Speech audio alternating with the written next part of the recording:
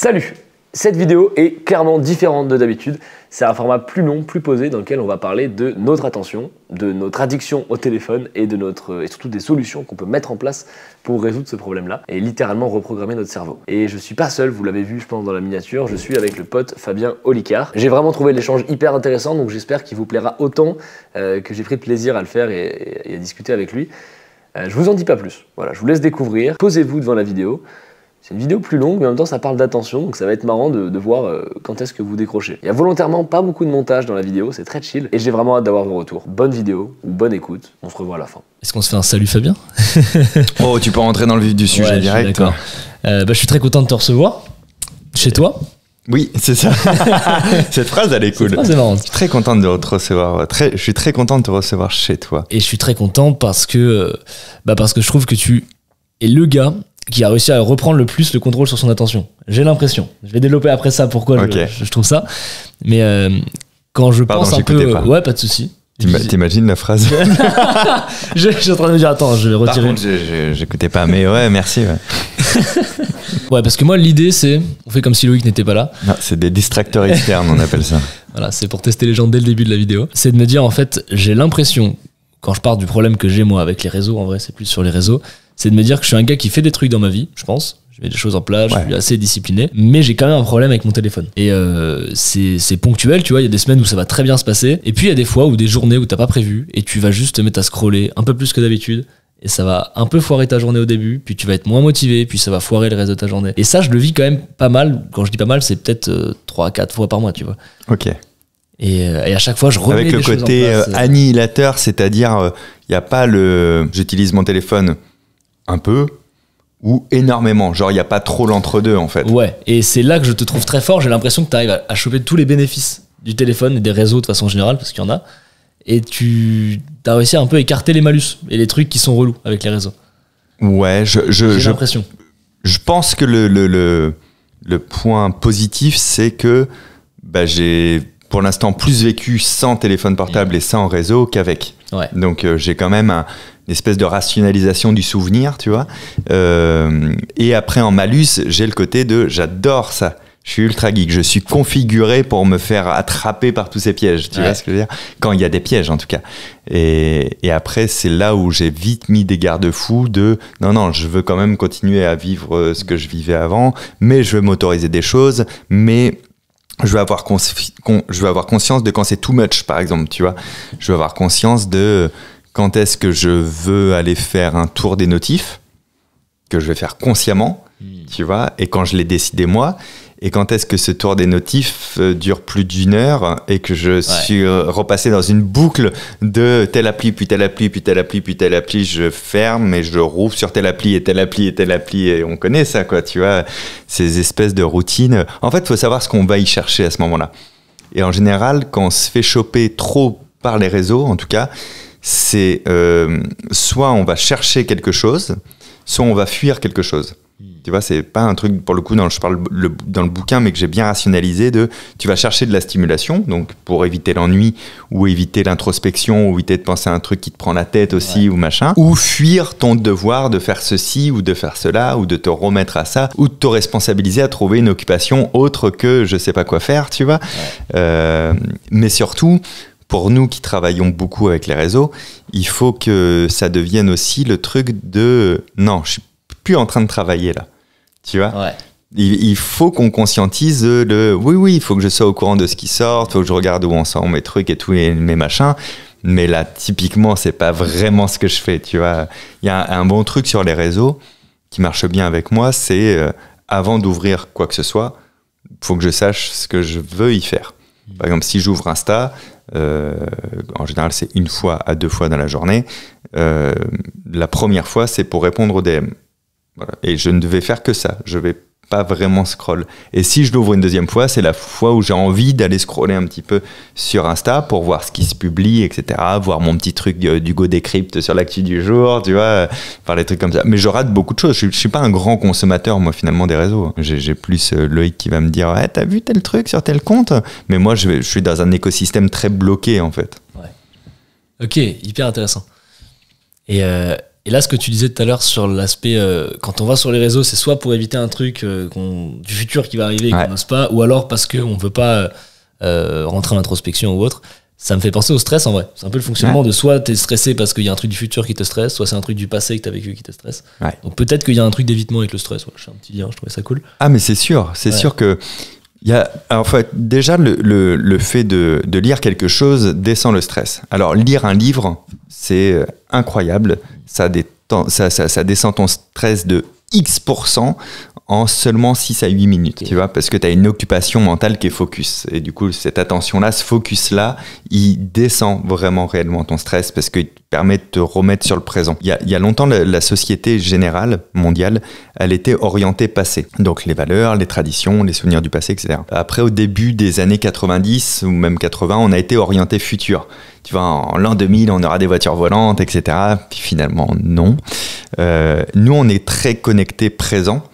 Et donc, le présent, c'est parce qu'on n'a jamais pu autant communiquer qu'aujourd'hui, se passer de l'information. Donc, cette information, elle nous le ramène toujours dans le présent. C'est hyper fatigant, en fait. Et c'est hyper stressant, tu vois. Sauf que si tu scrolles des choses qui n'ont plus trop de lien avec l'actualité de ton présent à toi, bah, tu es en train juste de t'occuper l'esprit. Ça peut descendre un peu de stress. Dans un premier temps, après, ça va te générer énormément de stress parce que tu es surstimulé. Et là, tu vas tomber dans un truc méta qui est incroyable, qui fait des milliards de vues. C'est les vidéos satisfaisantes. Et aujourd'hui, encore un cran au-dessus, les vidéos Clean Talk. Tu connais ça? Non, c'est quoi ça? Les Clean Talk, donc on parle en milliards de vues aussi. Ok. Je vais prendre une table sale et je vais la nettoyer en vidéo. Et c'est tout ce qui va se passer. Et en fait, je me suis vraiment posé la question de ça. Et c'est-à-dire que la surstimulation des réseaux va régénérer en fait un nouveau stress différent de ton stress initial, tu vois, que tu étais venu calmer. Et ce nouveau stress-là, il peut être rediminué par ces vidéos-là qui sont juste de l'observation d'accomplissement de tâches. En fait, c'est basique. Donc, il n'y a pas de réflexion, il n'y a pas d'avis à avoir. C'est une forme de méditation dans les stimulations en fait digitales. C'est incroyable en vrai, tu vois. Et du coup, tu vois nettoyer la vitre, tu sais qu'il va nettoyer la vitre et tu le regardes nettoyer la vitre et tu fais bien nettoyer cette vitre. Et là, ça te redescend ton niveau de stress. Donc en fait, on ne fait que ça, en fait, se générer du stress, trouver un moyen de le fuir. Ce moyen, s'il est mal configuré, et en général, de toute manière, à partir du moment où on cherche une aide extérieure, c'est que c'est mal configuré, il va régénérer un autre stress différent qui va te reproposer encore un moyen de le baisser. Et c'est une boucle sans fin où la réponse, elle est forcément chez toi, en fait, et pas chez les autres. Ok, très stylé. Et ça m'a donné plein d'idées, plein d'infos différentes, mais sur... Si on revient vraiment sur l'idée de l'attention, on peut partir sur ça. T'as écrit un livre. J'ai écrit un livre. J'en ai probablement parlé au début. Livre. Non, pas du tout. Ton premier, après les 7 derniers, je crois que ça fait 7. Exact. C'est ça. J'ai bossé mon sujet. Et pourquoi t'as écrit ce livre? Ça, c'est la question que je me suis dit. Pourquoi ce sujet-là? Pourquoi maintenant? Pourquoi ce livre? Là, pour l'instant, moi, quand j'avais écrit mon premier livre, j'avais dit j'écrirai des livres tant que j'ai des trucs à te dire. Tu vois, donc j'ai pas encore épuisé tous les sujets qui me tenaient à cœur et c'était pas celui qui était prévu pour cette année. En fait, celui-ci n'était pas du tout prévu. Et en gros, je fais ça part vraiment de il y a un peu plus d'un an, je fais une vidéo qui s'appelle Comment TikTok a détruit votre futur et je la mets sur la chaîne secondaire qui est quand même pas ma plus grosse chaîne. Je crois qu'on avait 60 000 abonnés à l'époque sur cette chaîne-là. C'est juste un sujet de fond de j'utilise TikTok comme tremplin, mais en fait c'est critique au global de attention parce que trop de stimulation t'empêche de t'épanouir ailleurs, crée en plus de l'addiction. Et l'addiction, ça baisse la motivation. Et quand t'as plus de motivation, ça amène à la dépression. Bref, j'ai envie d'en parler dans une vidéo, je crois, elle fait 15 minutes. La vidéo, elle me glisse des doigts. Alors qu'elle est sur la chaîne secondaire, elle fait vite 1 million de vues ou un truc comme ça et tout. Avec d'ailleurs des commentaires très clivants et très marrants de tous ceux qui disent il n'y connaît rien à TikTok, c'est imbécile. Et du coup, non, il se trompe parce que je suis aussi sur TikTok et je connais bien la plateforme. Et je ne critique vraiment pas que TikTok. Je veux dire, aller dans TikTok et dans le titre et dans la vignette parce que je ne suis pas idiot pour catcher l'attention. Je vais parler de l'application la plus populaire, tu vois. Et après, tu as tous les autres qui disent « Ah, il a bien raison, TikTok, c'est le diable !» Et je suis là « Non, vous avez tort aussi, puisque en fait, c'est pas vraiment ça le problème de fond, si vous écoutez la vidéo. » Et c'était drôle de cette vidéo qui parlait de l'attention, finalement. Les deux qui disaient « Il a raison » ou « Il a tort », avaient tous les deux camps fait preuve d'inattention et n'avaient pas compris le fond vraiment de la vidéo. C'était incroyable, tu vois. Il y avait aussi du biais cognitif, mais c'était trop marrant. Et de là... avec les discussions d'ailleurs qu'on a avec l'équipe et tout, je fais part d'une vraie inquiétude sur le futur, sur tout le monde, et particulièrement les jeunes adultes ou les adolescents, tu vois. Non pas que les adultes plus vieux ne sont pas soumis aux mêmes règles, en fait, et aux mêmes problèmes. C'est juste, ils ont quand même construit une partie de leur vie, tu vois. Donc, il y a des choses qui ont été mises en place. Alors que aujourd'hui, la détérioration, non pas du tout. Détérioration. Merci, waouh, je suis très fatigué, j'ai bu une bière hier, j'ai l'impression d'être ivre. Aujourd'hui, l'annihilation de l'attention, okay. Merci les synonymes, l'annihilation de l'attention, en fait, c'est dramatique et c'est une vraie crainte que j'ai. Et j'avais presque envie de faire un manifeste, tu vois, parce que le système cognitif, toi tu connais bien, système cognitif, on va y retrouver l'attention dedans, la concentration, la mémoire, pas mal de choses finalement. C'est des fonctions cognitives, on appelle ça, qui sont toutes assises autour d'une table, elles travaillent indépendamment et en fait main dans la main en même temps. Donc si t'en as une qui est pétée, les autres elles vont morfler, quoi. Tu vois, et si t'as moins d'attention, t'es moins concentré, tes relations sociales, elles sont pas saines, t'as moins d'accomplissement de toi, t'as moins de mémoire, et t'as pas moins de bonheur de coup, par extension, forcément. Et des risques de dépression, etc., etc. Et en plus de ça, je me dis, mais moi, c'était dans mes phases d'ennui, donc de non-sollicitation cérébrale, que j'ai eu des idées, que j'ai eu des envies, que j'ai tenté des trucs pour m'occuper, etc., et qui m'ont construit, tu vois. Et si on a pu ce temps-là, comment on fait pour se projeter dans le futur? Donc en fait, je voulais faire un manifeste, un livre un peu sur le sujet, mais qui, contrairement à mes autres bouquins, il y a un vrai parti pris dedans, où je m'exprime, ou machin. Je veux dire, la partie 2 du livre, sur les 4 parties, c'est une partie qui parle des médias traditionnels, des médias sociaux, des journaux, des jeux, des machins, où vraiment le service juridique de mon éditeur a dit, là, on va pas pouvoir mettre ça. Là, et moi, j'arrivais avec des dossiers de si, je dis pas, j'ai des arguments. Tu vois, il n'y a pas un chiffre au hasard, c'est pas des avis. La vie, c'est ma conclusion, mais tout ce que je dis est factuel, quoi, tu vois. Et même eux, ils flippaient de mettre ça dans le bouquin, quoi. Et en fait, voilà, il y avait l'envie d'écrire ça avec un truc avec 3 points vraiment importants pour moi, qui soit lisible par quelqu'un qui a un trouble de l'attention, qui soit un trouble avéré cliniquement, comme un TDAH. T'as écrit un livre à la MrBeast, pour l'avoir lu, c'est un délire. C'est la promesse, c'est que si t'as jamais fini un livre de ta vie, je t'assure que tu vas le finir celui-ci et que ça va bien se passer. Tu vois, c'est un peu ça. Le deuxième truc que je voulais, c'est qu'il soit très méta. C'est que si en plus t'as déjà des petits soucis d'attention, plus tu vas le lire, plus tu vas déjà régler une partie de ces soucis avec juste la lecture.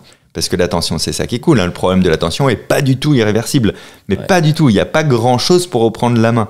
Et en gros, que j'essaie de dire aussi, c'est que on peut constater le problème de l'attention, c'est pas de votre faute, c'est pas de la mienne, c'est pas de la tienne. Par contre, une fois que tu l'as bien constaté, ce que tu vas faire de cette information, c'est de ta responsabilité, c'est de la tienne, c'est de la mienne, tu vois. Il y a pas de oh là là, t'as mal fait, quoi. Maintenant tu sais et tu fais quoi, par contre, quoi. Et puis après le troisième point, c'était de donner des solutions actives pour améliorer ça volontairement dans son quotidien, et ou qu'une personne qui a dans son entourage quelqu'un qui a des vrais problèmes avec ça, d'addiction surtout attentionnelle, puisse lire le livre et se dire ok, comment je l'accompagne sans le culpabiliser, qu'est-ce qu'on peut mettre en place, etc. Et peut-être aussi découvrir que pareil, c'est pas de sa faute, donc arrête de mal lui parler, tu sais, dire à quelqu'un tu peux pas poser ton téléphone, ça va vraiment pas arranger le truc du tout, quoi, tu vois. Sinon il y aurait pas de fumeurs en France, il y aurait pas de trucs comme ça s'il suffisait de balancer des scuds en vrai, tu vois. Ouais, carrément. Ok, bah très bon récap. Du coup, votre attention et votre super pouvoir, dispo édition First, et il doit être dispo au moment où cette vidéo sort. Sinon, il sort cette date-là. Actuellement, je l'affiche. Le 16 mai, du coup. Bah, comme je disais à l'envers, ça faisait 61 IAM, mais du coup, c'est le 16 mai. C'est le 16 mai. Voilà. J'ai mis du temps à comprendre. Ah ouais. Ok. Et il y a un truc hyper intéressant que tu développes dans le livre, c'est les différents types d'attention. Ouais. Moi, tu m'en as appris plein. J'en avais 2 en tête. Pour moi, c'est ce qui résumait l'attention, mais du coup, j'ai découvert que pas tant. Moi, c'était l'attention soutenue. Donc, en fait, c'est ce qui est lié à la concentration. Très souvent, c'est un peu ta capacité à te concentrer. Et moi, j'avais aussi l'attention réactive. La vigilance, quoi. Non, même pas. C'est plus celle sur laquelle celle que tu utilises quand tu es sur TikTok, par exemple. Tu vois, en fait, t'es stimulé par l'environnement. Et à ce moment-là, en fait, t'as rien à faire, mais t'es quand même attentif, en vrai, quand t'es sur TikTok. Par contre, t'as aucun effort cognitif. Et c'est ça entre guillemets problème d'être sur les réseaux, c'est qu'en fait tu vas pas stimuler ton attention soutenue. Ouais, exactement. T'as à peu près tout résumé, et puis c'est les deux plus fonctionnels, mais on a plein d'attentions différentes. Et en fait, il y a un truc qu'on vous ment depuis le début de cette vidéo, vous n'avez pas de problème d'attention. L'attention, elle fonctionne très bien. Elle fonctionne comme elle doit fonctionner. Elle a plein de systèmes attentionnels différents. C'est juste, objectivement, on n'utilise pas les bonnes ressources d'attention au bon endroit, en fait. Mais elle fonctionne, quoi, tu vois. C'est pour ça qu'on arrive à se faire catcher par des vidéos en scrollant. Sinon, on s'en foutrait aussi si elle fonctionnait plus, l'attention. Ouais, c'est ça. En fait, on a une attention qui fonctionne. Enfin, l'attention, de façon générale, elle existe. Sinon, on serait pas là, tu vois. Si je te dis attention derrière toi, bah oui, tu vas te retourner, quoi, tu vois. Mais c'est les formes d'attention qui diffèrent et qui tendent plus vers l'attention passive que active, en fait. Ouais, c'est ça. On a l'attention, par exemple, on a celle de vigilance, qui est un mélange des deux que tu viens de donner. Alors, l'exemple que je peux donner, c'est un gardien de nuit qui surveille un écran. Ouais. Il faut bien qu'il ait une attention longue et soutenue à ça, qui va donc baisser avec le temps. Et ce qui nous intéresse, c'est son niveau de vigilance, les quelques fois où il va devoir agir. Tu vois, c'est pareil sur quelqu'un qui contrôle des avions sur des radars et tout. Ça permet de calculer l'attention soutenue et en même temps la réactivité. Donc, c'est vraiment la vigilance. Tu as l'attention partagée. Là, c'est quand tu partages ton attention entre deux tâches vraiment distinctes. Et ça, on est tous des nuls avec ça. On est beaucoup, même moi, au fond de moi, je suis persuadé d'être très fort en mode multitâche et meilleur en mode multitâche. C'est faux. Voilà, c'est juste faux. On peut trouver tous les arguments possibles, objectivement et cliniquement. Ouais. Après, c'est faux parce que passer d'une tâche à l'autre, ça demande un coût cognitif. C'est un truc qui va payer le cerveau et qui va l'épuiser. Et plus on va changer de tâche, plus on va épuiser ça. Et il y en a plein là qui se disent « Ouais, mais non, moi, je fais des trucs en même temps. » C'est faux. À la fraction de la microseconde, il y a quand même un switch avec un coût cognitif dans sa tête et finalement soit tu vas faire toutes les tâches moyennement, soit il y en a une qui va être prioritaire. Dans le livre, je prends l'exemple de quelqu'un qui est en train de faire à manger en écoutant un podcast, en surveillant son enfant par exemple qui est un peu plus loin. Bon, à la fin de tout ça, il aura un peu mal suivi la recette, le podcast, il aura rien retenu, il aura bien surveillé son enfant, en fait, finalement, quoi, tu vois. Donc, il y a l'attention partagée, alternée, il y en a plein. Non, on n'est pas fait pour ça, quoi. Ouais. C'est vraiment... on n'est pas efficient là-dedans, mais en plus, c'est très épuisant. Tu vois, ce que je veux dire, c'est que là, la capacité attentionnelle, c'est une jauge dans un jeu vidéo. C'est ça, tu te réveilles avec un maximum en fait dans ta journée, quoi. Ouais. Et si tu le crames trop vite, il va pas réaugmenter et certainement pas en se disant je fais une petite pause sur les réseaux. Ouais. Tu vois, moi je suis le premier à avoir envie de faire ça, tu vois. Ouais. Ah là là, attends, là je suis crevé, il y a tout ça qui me prend la tête, je vais faire une petite pause, je vais regarder un peu des vidéos verticales sur TikTok ou Insta ou sur YouTube. Pour me détendre, c'est pas vrai, ça va me réépuiser encore plus cognitivement, tu vois. Ouais, c'est ça qui est dur à capter. Ouais, t'as un peu ce truc-là, et en plus, quand ton attention aussi, elle fonctionne avec ton regard, et plus tu vas être fixé sur une tâche, plus ça va augmenter ton attention. Ouais. Et quand t'es sur les réseaux, en fait, tu vas garder ce focus de regard, donc ça va pas du tout te relâcher. Ouais. Parce que tu gardes ce concept de fixer un truc qui est tout petit et qui est en face de toi. Ouais. Donc c'est contre-productif. J'ai fait des tests avant d'écrire ce livre. Depuis 2018, je fais des tests sur l'attention et tout ça, dont une semaine où on est parti à 13 en Tanzanie pour un projet humanitaire et on avait un peu oublié de prévenir les participants qui étaient tous des gens du digital qu'il n'y aurait pas de connexion et pas d'électricité de toute manière. Donc à un moment donné, oui, okay. Donc j'ai vu le sevrage et les pétages de plomb, tu vois, renforcés par « mais moi c'est mon métier et tout ». Oui, mais là t'as rien à y faire, tu vois. Donc ça c'était assez fou de voir ça. Assez fou de voir qu'au bout de 24 heures tout va bien en fait. Ouais. Tu vois, ça, tu reprends vite la main. Et assez fou après de voir la reconnexion ou des drogués face à un écran. Ah ouais. Avec à un moment donné, ils oubliaient l'environnement et tout. Et pourtant, je leur avais bien dit, attention, quand on va réavoir une connexion, allez-y tranquille. Passez juste, par exemple, sur votre boîte mail, triez les mails, répondez à rien et c'est tout. Et vous y retournerez 1 heure après et tout. Et tous ceux qui ont voulu se remettre la tête dedans, là d'un coup t'as un flot d'une semaine qui t'arrive, quoi. Et surtout t'étais moins stimulé avant, donc t'as encore plus de capacité à être tu prends tout. Et moi je sais que j'ai une des stratégies que je mettais en place pour arrêter de rescroller, de retomber, c'était de faire des moments de déconnexion de 2-3 jours. Ah ouais, c'est incroyable. Et ça c'est assez marrant parce que quand tu pars t'as peur de faire ça. Tu te dis les gens vont m'envoyer des messages, même si je les ai prévenus, il va y avoir des trucs. En fait non, ça va. En fait je crois que tout se passe dans les 24 premières heures. Et après, tu restes 48 ou 72 heures sans réseau, bah t'as pas 3 fois plus de messages. Ouais. T'as genre 1,5 fois plus, même pas, tu vois. Et en fait, bah c'est ok. Et limite, quand je revenais sur les réseaux, ça m'angoissait un peu. Je me suis dit, putain, flemme de réouvrir, d'avoir tous ces trucs-là. Ouais. Et c'était un peu l'effet inverse. Mais je crois que pour que ça fasse cet effet-là, faut vraiment le vouloir, tu vois. Et être dans ce truc de intention, juste tu parlais d'intention aussi, en rapport avec l'attention, de chercher à éviter ça, quoi. Moi, il y a un truc que j'aime bien faire, c'est, durant une semaine, utiliser du lundi au dimanche mon téléphone qu'1 heure par jour. Ok, en temps d'écran. Alors, ça veut dire en temps d'écran du téléphone, ça veut pas dire que je vais pas regarder de films et tout, je vais utiliser un ordi pour regarder Netflix, je vais utiliser mon ordi pour travailler, donc j'essaye que mon téléphone ne soit que pour autre chose que le travail nécessaire ou la consommation de films, tu vois, pour regarder le soir ou quoi. Et du coup, je vais dédier mon téléphone à ça, juste 1 heure par jour. C'est des allers-retours un peu flash, tu vois, sur le téléphone et tout. Et c'est trop cool. C'est trop cool parce que, déjà, moi, en moyenne, j'utilise mon téléphone 2 heures par jour. Donc, c'est pas énorme, tu vois. Mais le 1 heure par jour, il est trop marrant parce que j'ai l'impression d'y aller souvent. Mais en général, quand je suis dans cette méca-là, à chaque fois que je vais m'en servir, c'est très consciemment. En fait, le truc de l'attention, c'est d'être toujours très conscient, en vrai, tu vois. Et très consciemment, en fait, je veux poster un truc sur Insta, un machin sur YouTube, ça me prend 15 secondes, 20 secondes. En fait, l'heure, elle est immense, cette heure à consommer, quoi. Tu vois ce que je veux dire ? T'as souvent des allers-retours de moins d'1 minute. Sur 1 minute sur ton téléphone, tu peux faire beaucoup de choses, quoi, tu vois, en vrai, quoi. Et à la fin de cette semaine-là, force est de toujours constater que j'ai fait énormément de trucs en plus dans ma vie pro. Énormément de trucs en vie perso, parce que en fait, ma vie pro s'arrête beaucoup plus tôt que d'habitude, tu vois, en temps cumulé. Et un espèce de soulagement aussi émotionnel, tu vois. Et associé à ça, c'est un bénéfice que j'avais pas prévu moi au départ, une vraie confiance en soi. Tu sais, c'est comme quand tu te dis, tiens, je vais me faire 10 km, et tu arrives à faire tes 10 km, t'as une autosatisfaction, tu vois, t'es fier de toi, tu vois, tu récupères en estime de toi.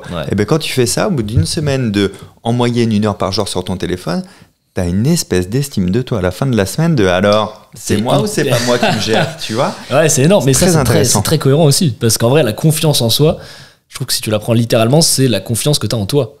Donc quand tu tiens des tâches, des objectifs que tu te fixes et que tu vas au bout de ce que tu veux faire, bah t'augmentes la confiance que t'as en ta capacité de faire les trucs. Et là, c'est un exercice qui est cool parce que c'est directement lié à l'attention et à ta confiance en toi. Donc c'est une bonne idée, j'aime beaucoup. Moi, je sais que pour le téléphone, je mets des trucs de psychopathe en place pour éviter d'y aller et me bloquer. Et il y a un truc qui me permet de reprendre la conscience à chaque fois que je vais sur mon tel. Parce que cette idée d'avoir conscience d'y aller, c'est vraiment la conscience. Ça fonctionne bien de ouf. Et en même temps, c'est très dur à faire. Parce que t'as un truc de, tu prends ton tel, tu cliques et t'es déjà sur l'application et t'as même pas capté que t'avais fait ça. Et du coup, j'ai mis une appli, c'est un bloqueur de temps. Pas un truc trop relou non plus, c'est 5 secondes, donc ça suffit pour pouvoir y aller si tu veux. Mais par contre, à chaque fois que tu y vas, tu te prends le truc et tu dis, ok, est-ce que j'y vais volontairement ? Et les premières fois que tu l'utilises, tu fais, waouh, j'ai même pas capté que j'avais ouvert. C'est un délire. Moi, j'ai fait ça pour aider des amis qui avaient des vraies addictions à certains jeux ou des trucs comme ça. Mais il y a un truc que vous pouvez vraiment faire chez vous. Tu détermines quelle est l'appli sur laquelle tu vas le plus. Donc des fois, tu as des stats dans le téléphone pour savoir ça. Celle que tu ouvres le plus dans la journée, celle sur laquelle tu vas le plus. Si c'est pas une appli de pure fonction de téléphone, à savoir genre, ton téléphone ou un service de messagerie, si c'est un jeu, si c'est un réseau social et tout, tu le prends et tu le mets dans un dossier qui est en 3e page. C'est vraiment un endroit inhabituel. Et tu constateras le nombre de fois où tu vas te retrouver le téléphone dans la main en train de te dire « Je cherche quoi depuis 3 secondes ?» Et en fait, tu cherchais rien. Tu l'as ouvert par réflexe pour aller sur cette appli et ton pouce est juste dans le vide parce que tes yeux ne revoient plus le logo. Et là, tu reprends conscience de « Ah ok, est-ce que vraiment j'ai envie d'aller sur ce que je cherche ?» Donc c'est un truc que je fais même régulièrement, moi. Je rechange mes applis de place juste pour me casser ces cercles d'habitude-là, quoi, tu vois. Ah, c'est hyper intéressant, j'aime beaucoup. Et après, j'ai le dernier truc, ça c'est plus pour les jeux mobiles. Les jeux mobiles que j'aime beaucoup, je les désinstalle. C'est vraiment, moi je sais que tu vois là j'ai installé Polytopia je crois.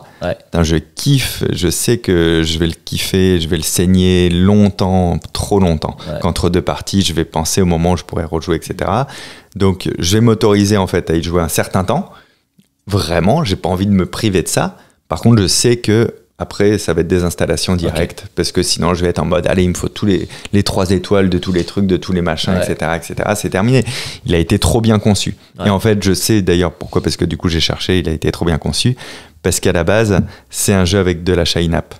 Moi, j'ai D'accord. la version sur Apple Arcade, donc où tout est full débloqué, mais sa mécanique, c'était de vendre des choses en achat in-app Ok. et donc de stimuler ton attention pour que tu aies envie de les débloquer, etc. Donc c'est pour ça qu'il est bien fait, entre guillemets. Ouais. Quoi. Ah, ok. Mais récupérer la conscience, t'as raison. Hein, là, il y a Hazar Askin. Hazar Askin, c'est le gars qui a inventé le scroll infini.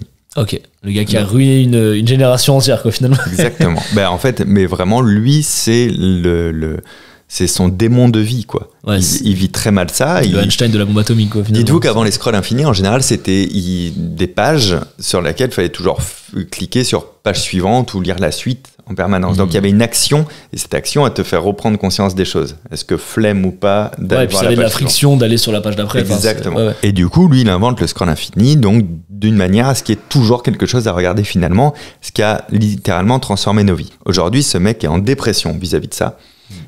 Il calcule que chaque jour, c'est tant de milliards d'heures de vie humaine qui sont gâchées par des scrolls infinis non nécessaires, tu vois. Parce que en plus de ça, tout est lié, mais le cerveau, en fait, allume des ampoules à chaque chose qu'il identifie comme à terminer. Donc en fait, quand tu scrolles à l'infini et que tu as un début d'autres publications derrière, il y a une ampoule qui s'allume de terminer de la lire. Donc en fait, ça ne s'arrête jamais, quoi, tu vois, parce que tu veux éteindre ces ampoules une par une, quoi, tu vois. Et puis il y a un truc aussi, les ampoules sont plus ou moins sexy, et il Ouais. sait pas quand t'as le son, donc il y a du hasard. Exactement, Kiffe le hasard et exactement. ça, ouais. Et c'est pour ça d'ailleurs aussi que maintenant les vidéos se lancent automatiquement, contrairement à il y a 5 ans, tu vois, parce que elle est lancée, il faut bien aller au bout de ce truc, quoi, tu Ah, vois. délire. Ça, j'avais pas. Et du coup, Asa maintenant, son but, c'est d'essayer de compenser en fait son invention détournée. Ok. Et l'une de ses propositions pour la reprise en conscience dont tu parlais, c'est de créer l'anti-scroll infini. C'était un scroll où plus tu scrolles, plus le scroll se ralentit, moins il est rapide. Tu Ok. vois, comme si la page, elle forçait un petit peu jusqu'à s'immobiliser.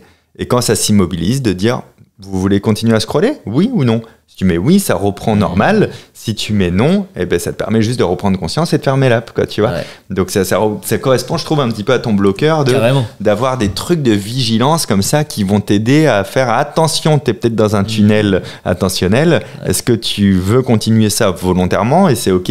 Ou est-ce que tu veux reprendre la main et te dire bah non, pas du tout. Moi, là-bas, j'étais parti regarder à quelle heure j'ai rendez-vous chez le médecin. En fait, je ne sais pas ce que je fais là, en fait, finalement. Tu vois? Ah, c'est génial. Et pour ceux qui seraient curieux d'avoir des apps un peu en lien avec ça, il y a Opal, mais je crois que c'est que sur l'environnement Apple. Et il y a OneSuck, ça je crois que c'est gratuit, et c'est sur tous les téléphones, c'est pas mal. Ça permet de faire un peu le système dont tu parles. Et c'est assez cool. Et une des idées d'Azar Askin, a priori, quand vous allez sur le téléphone, vous y allez pour regarder quelque chose de précis et tu peux toujours argumenter de pourquoi tu te sers beaucoup d'une application, tu vois. Il a fait maintenant, vous faites la même chose, mais en passant en noir et blanc. Ouais. Et là, d'un coup, tous tes arguments, ils tenaient pas et déjà, tu vois que ta consommation, elle chute. Tu vois, moi, j'ai fait un raccourci. Ouais. En 3 clics, je passe du mode couleur au mode noir et blanc. Et bizarrement, quand je suis en noir et blanc, je passe beaucoup moins de temps dessus parce qu'on est des animaux comme ça qui se faisons catcher par des sons, par des couleurs, par des animations. T'enlèves déjà la couleur, c'est tout de suite moins sexy. Pourtant, les fonctionnalités que j'adore, elles y sont encore, Ouais, tu vois. carrément. Mais Ça, c'est génial. j'ai quand même vachement... J'ai Ouais. quand même vachement moins envie de passer de temps ici, en fait. Ouais, carrément. Pourtant, le fond, c'est toujours la même chose, hein, ça dit la même chose. Hein. Beaucoup moins stimulant. Et moi, cette technique, je l'ai découvert, je crois, dans une des vidéos que tu avais fait sur ta chaîne secondaire, peut-être. Bah, c'est la vidéo dont on parlait tout à l'heure. D'accord, Ouais. c'est celle-là.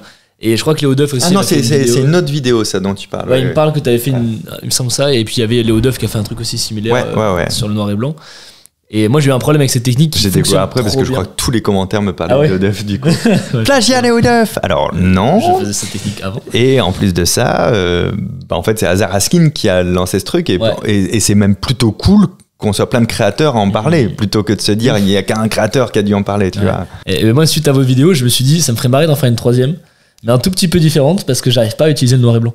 Ok, En fait, je trouve que j'arrive pas à le rendre viable pour moi. ok. Dès que je l'ai, je me dis, ouais, mais là, j'ai besoin de voir la couleur, donc je remets la couleur, puis au final, je le laisse en couleur. Ouais. Et au final, il reste tout le temps en couleur.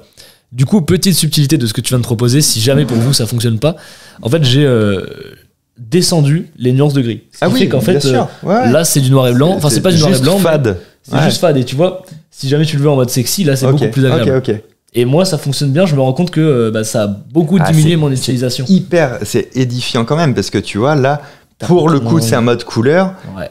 Donc on n'est pas en noir et blanc, C'est mais ça. tu vois déjà tout l'attrait qui disparaît. Mais ça devient tout. fat, quoi. Et t'as beaucoup moins envie On de... dirait que t'as pas fait ta colorimétrie, quoi, tu Ouais, vois. c'est ça. C'est incroyable. Et du coup, Très tu n'es bonne pas idée. non plus handicapé par le mode noir et blanc qui, des fois, peut être Ouais, chiant. bien quoi. sûr, bien sûr. Ça Ouais. peut- Non, là, tu connais tes couleurs, tu connais tes Ouais, trucs. c'est ça. Incroyable. Très bonne Donc, idée. c'était la petite alternative pour ceux qui ont déjà testé le noir et blanc et qui étaient un peu... C'est trop Génial. hard ou trop problématique parce que Ça.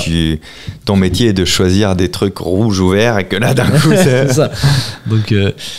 Donc voilà pour ça, trop cool. On a parlé de plein de petites Oui. astuces concrètes là, ça c'était sympa. Ok, moi il y a un truc qui m'a fait marrer dans ton livre, c'est que tu expliquais que pour écrire le livre et pour comprendre un peu comment fonctionnent les gens, t'observais les gens Ouais. dans des files d'attente ou Ouais. dans Chez le médecin. chez le médecin, dans le métro et tout. Ah ouais.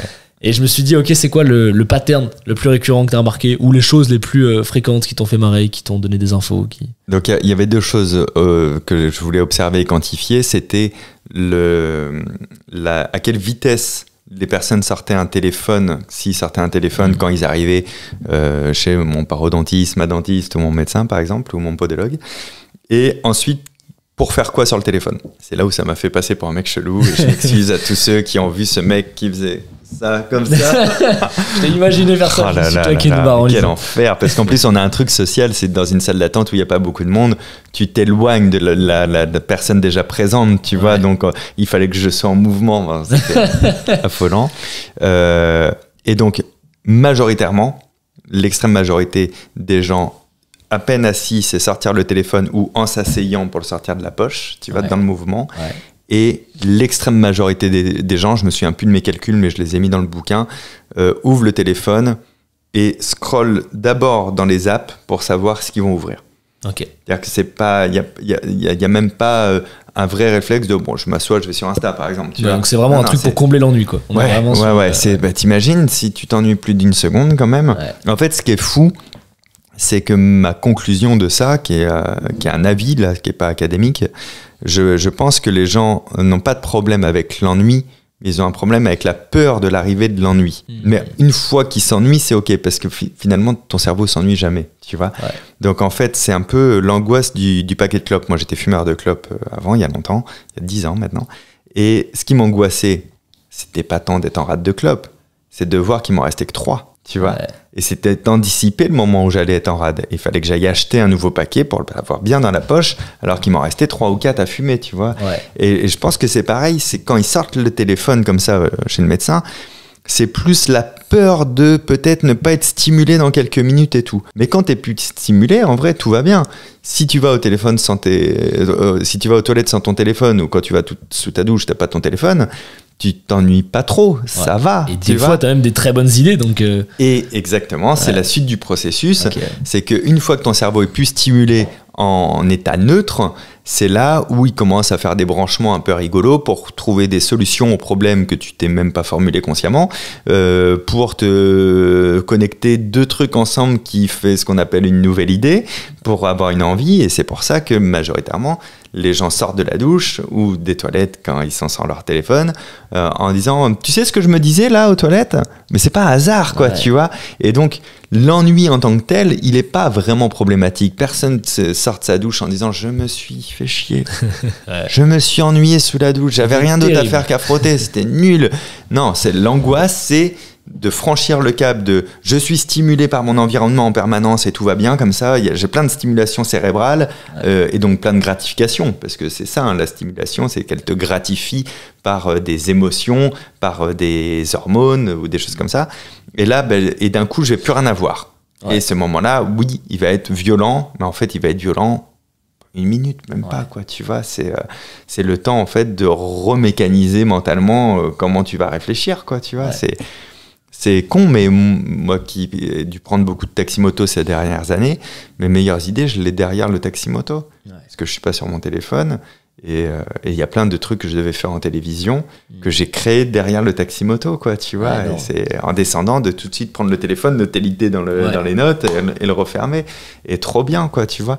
Et d'ailleurs, ça fait partie du truc où, quand même, depuis, toujours, j'allais dire, surtout depuis 2016, où on me connaît après depuis Internet, j'ai toujours entendu ça de « mais comment tu trouves le temps de tout faire et tout ?» Et toutes ces idées, c'est parce Enfin, vraiment, tout le monde a plein d'idées de base. En fait, ouais, je pense que c'est ça. Quand tu laisses tes pensées, sans penser, t'as peut-être 10 bonnes idées. C'est juste que quand tu cut. Et après, comment tu trouves tout le temps? Juste, tu prends ce temps-là, quoi. Vraiment, la base, je sais que tout le monde le répète, et c'est parce que c'est simple que beaucoup ne le font pas.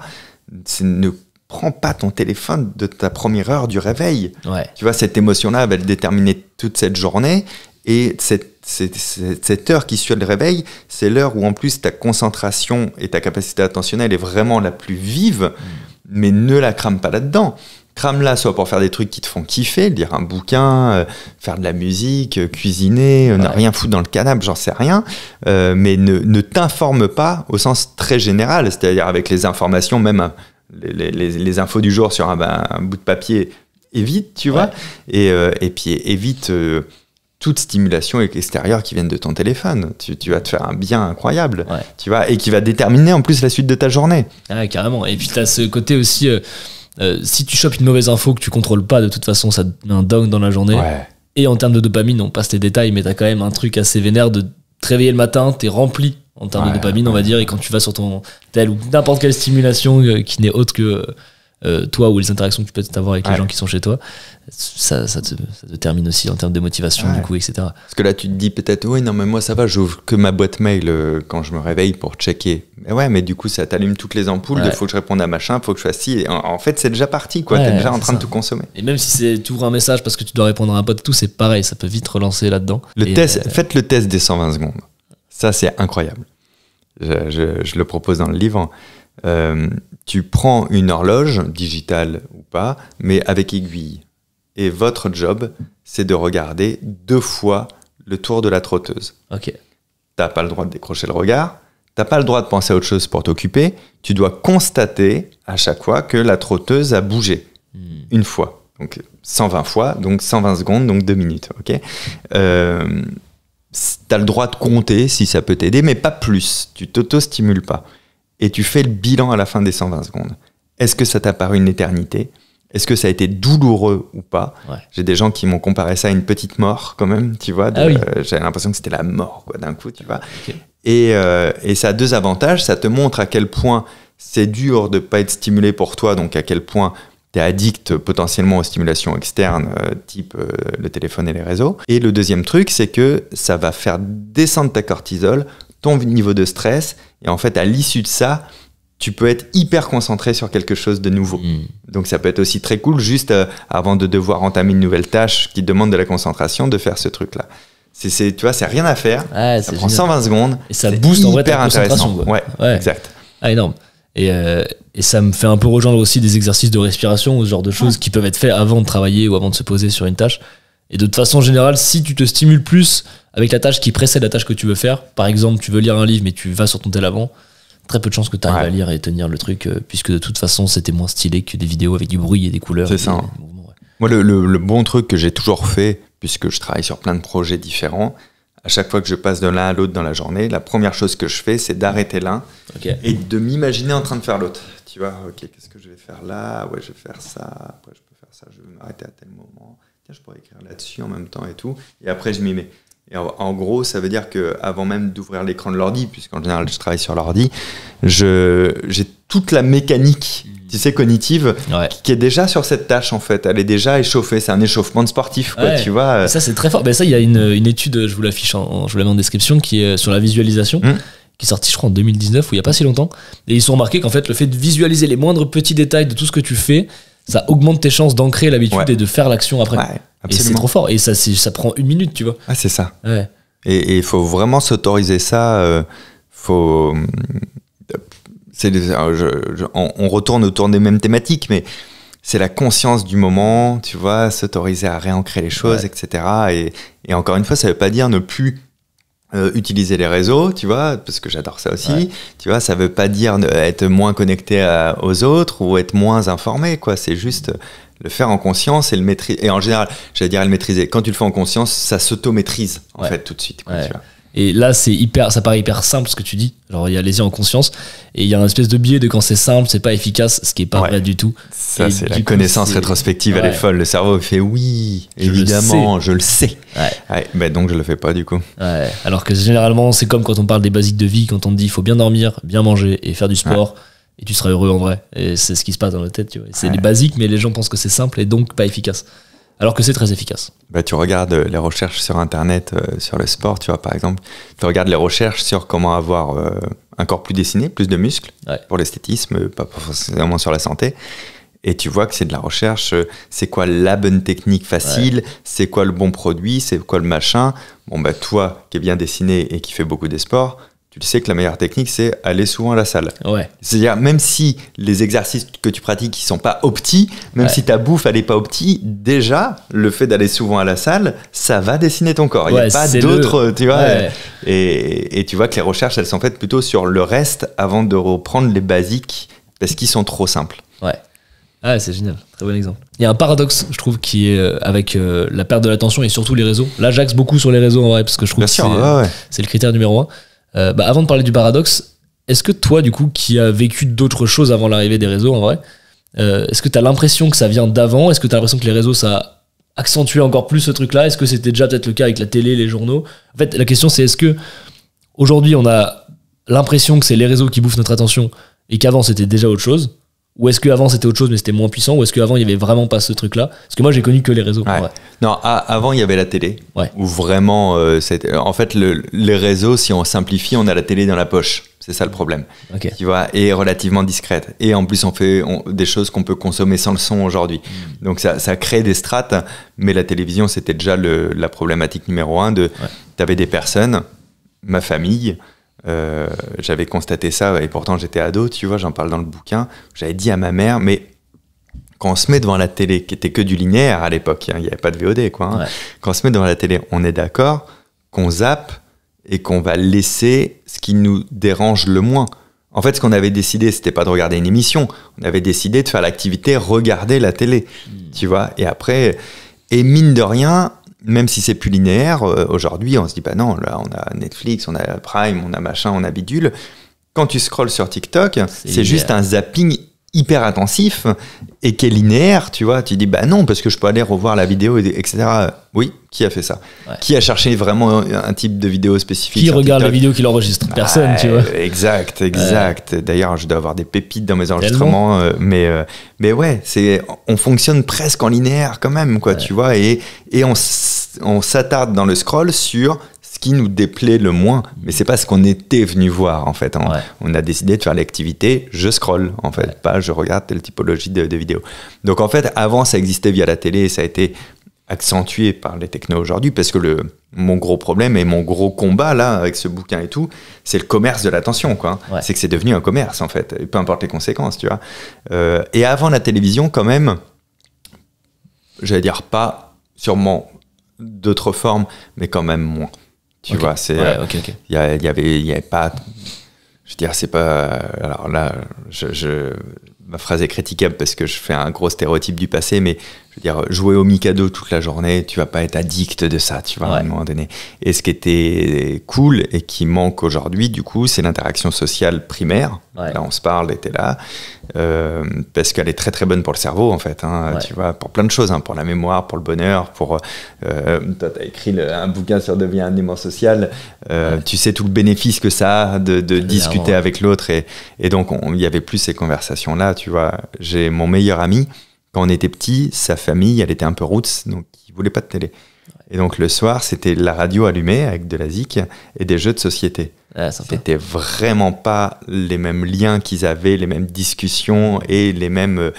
tu vois, je le trouvais hyper débrouillard, lui, ses frères et sœurs, tu vois. Mais parce que ça, en fait. Tu vois, juste parce que ça. Parce que c'était de moments, de temps d'échange et de temps sociaux.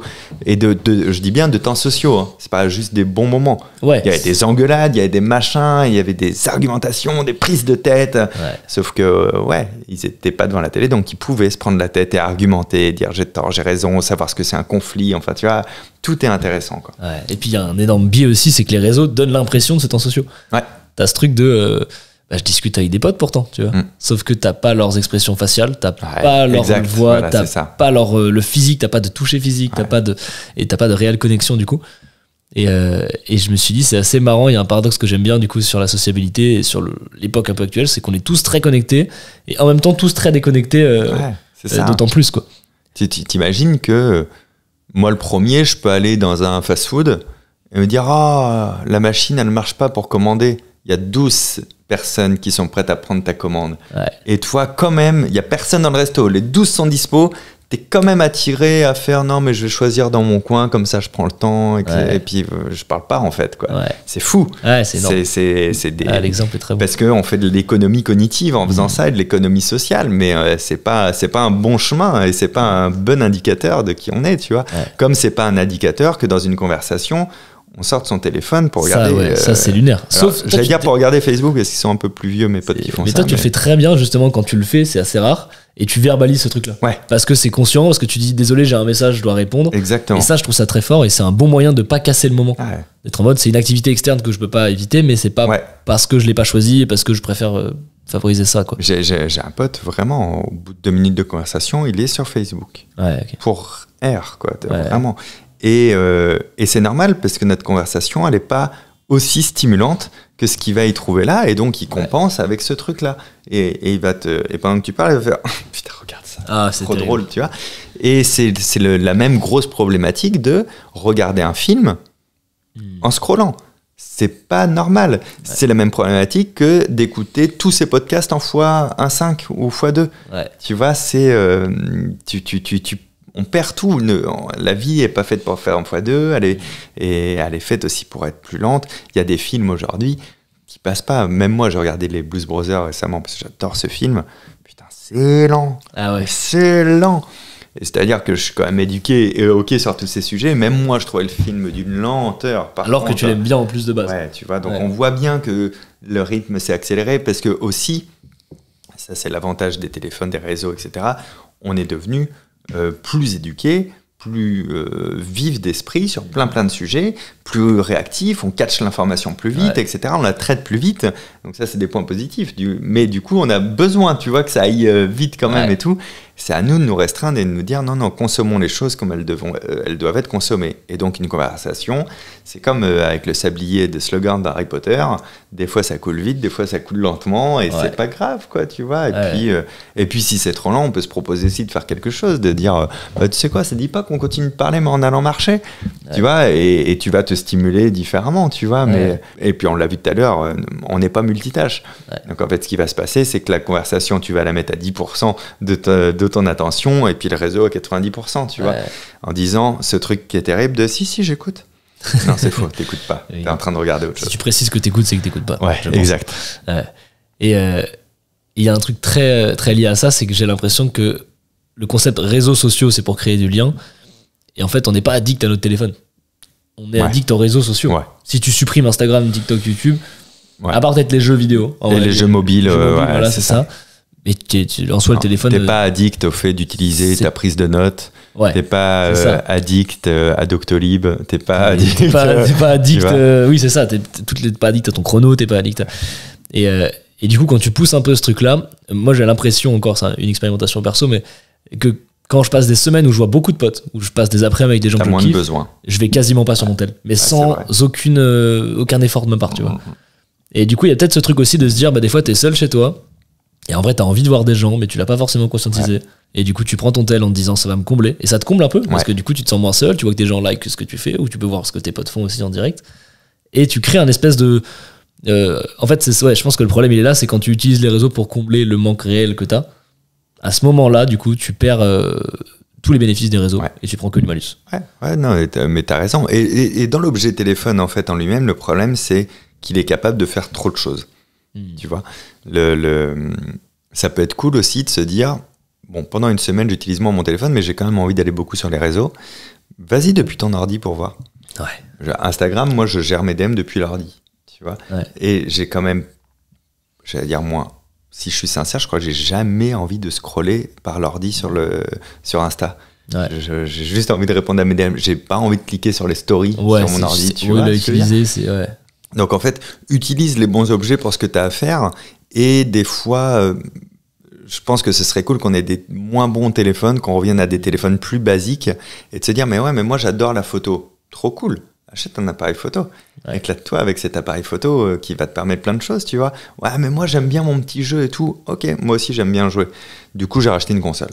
Il y a quelques années, j'ai racheté une vraie console de jeu qui est dédiée à ça, qui a du coup des bien meilleurs jeux que ce que j'ai sur mobile bien quand même, bien tu vois, jeu, blague à part, auquel je joue 1 heure, 2 heures et après c'est bon, j'ai ma dose, quoi, tu vois, là je vais me refaire un Assassin's Creed que j'avais pas fini, j'ai vraiment kiffé, j'y allais quasiment tous les jours et y jouais 1 heure et tout, et c'était cool, quoi, tu vois, et en plus c'était moins isolant parce que ma chérie, elle joue aussi à d'autres jeux, quand je joue, elle aime bien venir mater ce que je fais et réciproquement, donc on avait un petit moment social de mais pourquoi tu vas pas là-bas, etc. Donc on est moins en plus la gueule dans un petit écran, tu vois.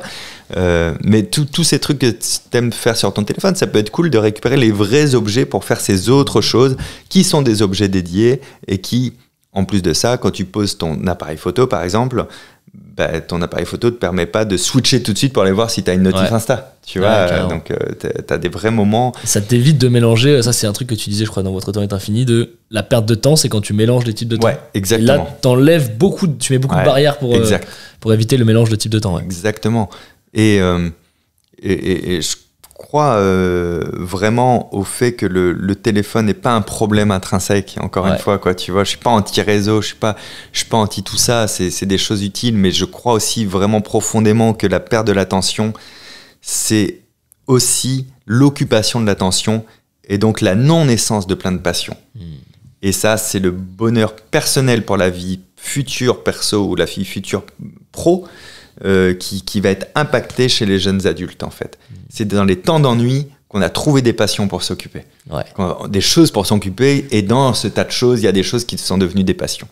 Tu vois, tout le temps que tu as consacré au mentalisme, à voir des spectacles, à lire des livres, à des machins, à faire des essais et tout, c'était aussi pour occuper ton temps, tu vois ce que je veux dire. Et donc c'est très important, et pour moi c'est très inquiétant. J'ai l'impression qu'il y a des gens qui vont avoir 30 ans un jour, qui vont relever la tête en se disant non, il n'y a rien qui me... Tu vois, bah, si j'étais passionné par le cheval pendant un temps, donc je regardais plein de vidéos de chevaux, et puis voilà. Après, j'étais passionné par ça, je regardais plein de vidéos de ça, mais... Tu l'expérimentes pas, tu le vis pas, quoi. Tu vois, y a des gens qui sont passionnés d'histoire, qui vont consommer beaucoup de contenu là-dessus. Tu te dis, bah voilà, c'est du contenu sain, ça, sur les réseaux. Oui. Et donc, dans ta ville, chez toi, tu t'es fait un petit tour historique toi-même, avec le bouquin qui coûte 5,90 ou les trucs qui sont donnés à l'Office du tourisme qui te permettent de faire gratuitement ce tour-là et te dire « Ah, waouh, d'accord, ok, cette bâtisse, c'est pour ça qu'il y a là, et là, il s'est passé ça et tout. » Pas nécessairement, quoi, tu vois.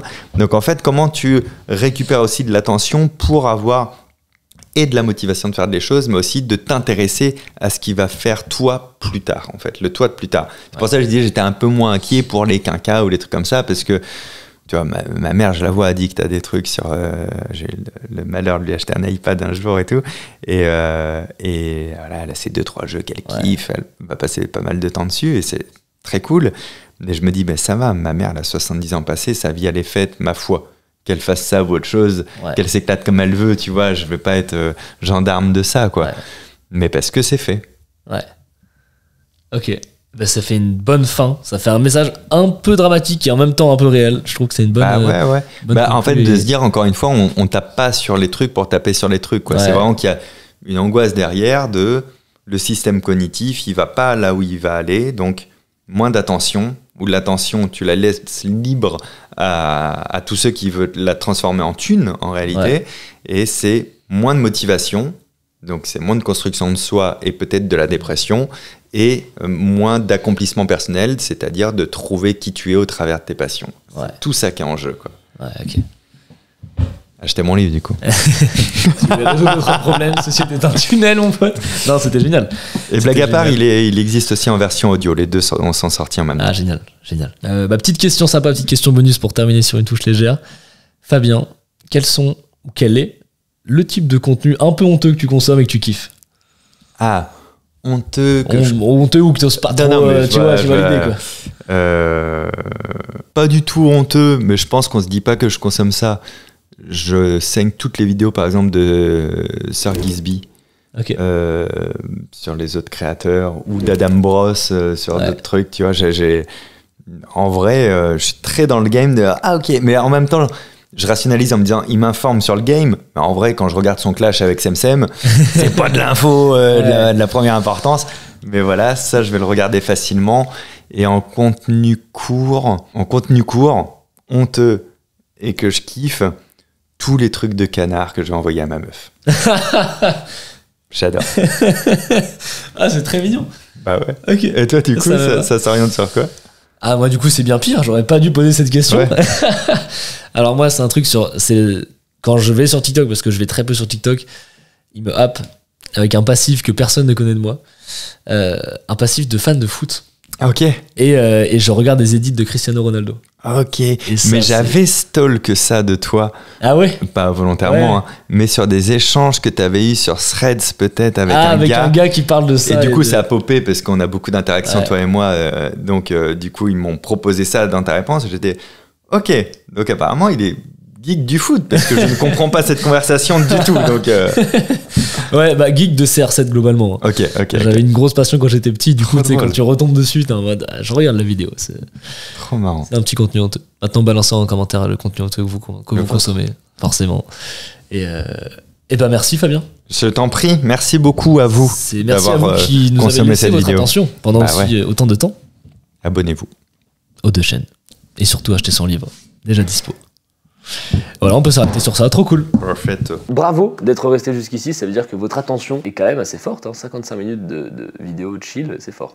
N'hésitez pas à me dire sincèrement en commentaire ce que vous en avez pensé, même peut-être faire des retours un peu plus longs que d'habitude pour que j'ai une vraie perspective un peu de comment vous avez reçu cette vidéo. En vrai, j'ai d'autres idées de formats similaires avec d'autres problématiques, d'autres sujets qu'on pourra aborder avec d'autres invités tout aussi cool que Fabien. Donc si ça vous plaît, c'est quelque chose qu'on refera, ça j'en suis sûr. Et si ça vous plaît pas, je pense que je le referai quand même. Et une dernière fois, si le livre vous intéresse, votre attention et votre super pouvoir, il est dispo en description. J'insiste vraiment dessus, parce que pour moi, c'est un livre quasiment d'utilité publique. Et le plus gros problème aussi, et le truc très frustrant, c'est que ceux qui vont lire ce livre, parmi vous, c'est pas forcément ceux qui en auront le plus besoin. Donc j'insiste dessus, il est déjà dispo. Je crois que c'est tout ce que j'ai à dire, donc prenez soin de vous, prenez soin de votre cerveau. C'était Charlie Ed, salut.